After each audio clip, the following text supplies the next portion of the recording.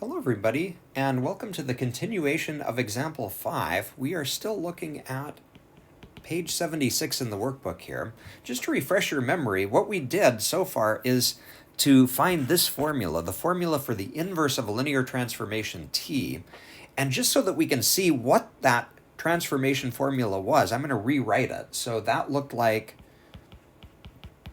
t of p of x equals p of x plus 2p prime of x. Okay, I'm just copying that from the top of the page. What we're going to do is to just do what I'd like to call a point check, a couple of point checks here, just to convince ourselves that we found a formula that makes sense here.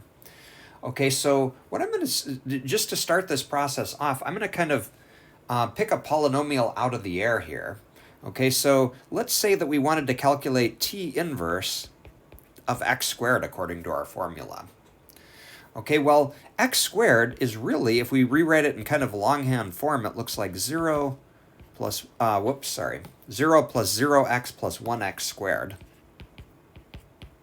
The reason I rewrite it that way is that I'm rewriting it so that it matches the formula that we found up here. Okay, so 0 plus 0x plus 1x squared, that means that a is 0, b is 0, and c is 1. Okay, so we want to go over to our formula to the right-hand side here and make a and b both 0 and c 1. If we do that, here's what we get for a result. We're going to get an 8 plus, let's see, b is 0 minus 4 times 1 is minus 4x. Okay, minus 4x, and then c is 1, so we're going to get a plus x squared. Okay, so t inverse of x squared is equal to 8 minus 4x plus x squared. Now, here's my question to you. If that calculation is right, then what should happen if we take t of the output that we just got? T of 8 minus 4x plus x squared. Okay, well, because t and t inverse are inverses of each other, if we take t of this output, it should take us back to the x squared that we plugged in. Okay, let's see if that happens. All right, so t of 8 minus 4x plus x squared, our formula for t is sitting up here, the green line. Okay, so our formula tells us we're going to take the p of x that we plugged in.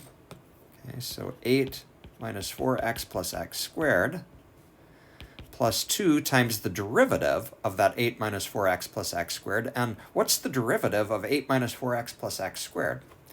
Well, let's see, the 8 would go away, derivative of negative 4x is negative 4, and the derivative of x squared is 2x. Okay, there's the calculation that we need to do. All right, let's see what happens here.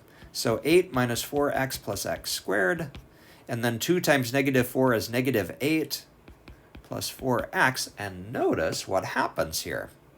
We've got a negative 4x and a 4x, they go away, and an 8 and a negative 8, they go away, and sure enough, we get back to 8x squared, which is exactly what should happen. Okay, so for that particular point, we have confirmed that our formula for the inverse is right. Okay, let's do one more calculation.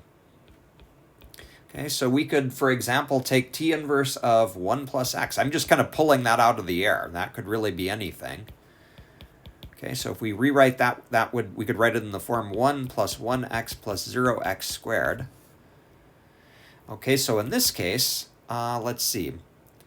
A and B are 1 and C is 0. So again, looking up a couple of lines, we're going to use this formula with A and B equal to 1 but C equal to 0. If we do that, what comes out is, let's see,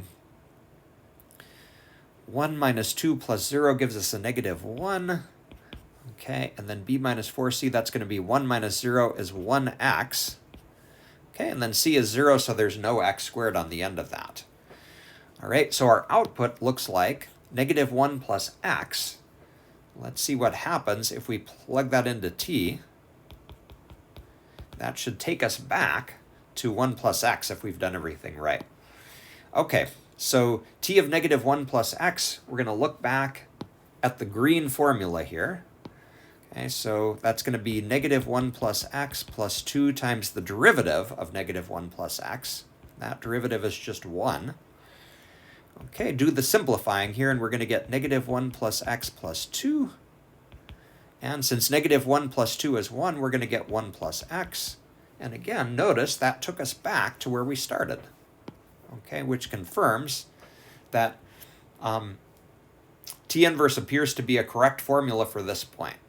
All right, and you can try this experiment with any second-degree polynomial that you want, just to confirm that our answer is right.